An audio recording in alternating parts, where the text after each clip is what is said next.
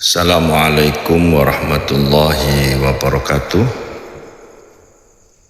Pada hari ini Jumat 17 April tahun 2026, alhamdulillah atas rahmat Allah, takdir Allah, saya bisa sowan ziarah ke makam KRT Sumodiningrat yang ada di wilayah Jejeran, Bantul.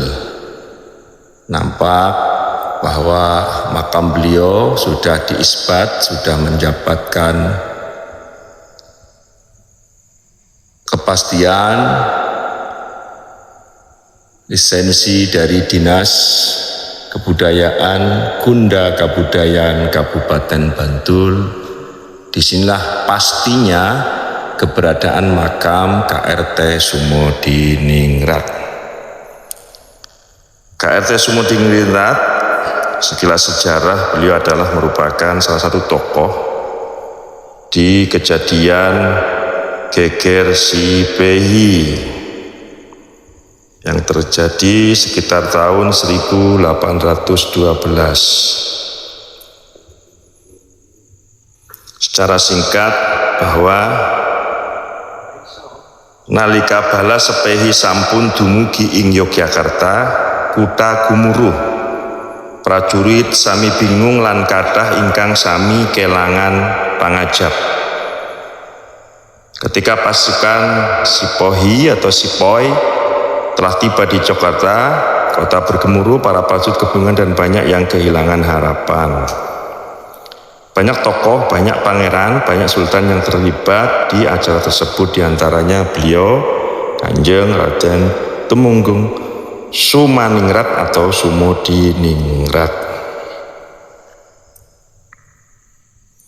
Hal ini sudah tertuang di arsip-arsip, ada di serat-serat seperti Babat Ngayogyakarta, serat Babat Pakepung, dan lain sebagainya.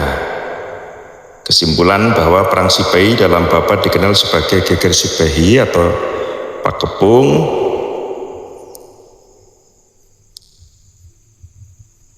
Dan adapun yang tiba-tiba baru muncul di sekitar tahun 1900-an, yakni munculnya makam baru KRT Sumodiningrat yang di Semarang, yang katanya bernama asli Hasan bin Toha bin Yahya. Itu adalah makam KRT Sumodiningrat palsu, karena KRT Sumodiningrat yang sesuai dengan data manuskrip sumber primer ada di wilayah Jejeran, Bantul, Yogyakarta. Yang di Semarang siapa? Yang saya tahu, yang saya pahami, bahwa yang di Semarang adalah makam Mbah Kramat Jati, bukan KRT Sumodiningrat. Itulah yang kemudian diantara saya undur diri, saya sudah tidak mau lagi menganggap Pak Lutfi bin Yahya sebagai guru saya. Karena apa? Dalam prinsip saya, seorang guru wajib jujur. Bagaimana mungkin saya ikut kepada orang yang tidak jujur? Sementara pihak keraton, terutama keturunan KRT Sumodiningrat, itu sudah bolak-balik memberikan surat somasi. Bahkan di tahun kemarin di IAIN Yogyakarta mengundang Pak Lutfi bin Yahya untuk seminar terkait sosok KRT Sumodiningrat bersama para pakar, diantaranya Pak Yasir Arafat, namun dia sendiri ketakutan untuk tidak hadir. Sehingga semakin jelas teman-teman, polo-polo dimanapun, sekali lagi jangan mau kita dibodoh-bodohin oleh sejarah palsu dan apalagi oleh cucu palsu. Sebagai penutup, mari kita renungkan terkait teks ayat Al-Quran di surat Maryam. Bismillahirrahmanirrahim. Innal muluka idza dakhalu qaryatan afsaduha wa ja'alu a'izzata ahliha adillah. Al-ayah sadaqallahu azim. Artinya bahwa secara terjemah pendek, kebiasaan para penjajah itu suka merusak apapun, merusak kehidupan manusia, membunuh misalnya, merampok misalnya, merampas misalnya, termasuk memanipulasi, membelokkan sejarah. Itu kelakuan penjajah seperti itu.